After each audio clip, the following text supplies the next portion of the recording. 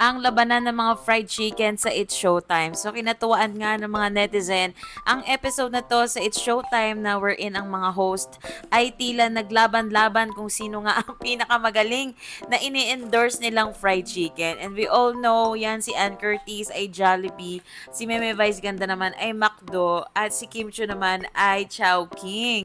So, ang sabi nga ni Meme Vice, malutong fried chicken, parang yung much crispier, much malaki na fried chicken, paparapa, ganon. Tapos sumagot naman si Anang, sabi niya, madaming ganyan, crispy-licious, juicy-licious. Sabi naman ni Meme, pero masarap yung much malaki. At sumagot naman nga si Kim Chu, at sumagot naman si Kim Chu, mas masarap yung yung Chinese style. Ayan. So kayo ba guys, ano ba ang pinaka the best na fried chicken sa inyo? McDo ba, Jollibee, or Chowking? Alam nyo ako, personal opinion ha, syempre masarap pa rin ang Jollibee.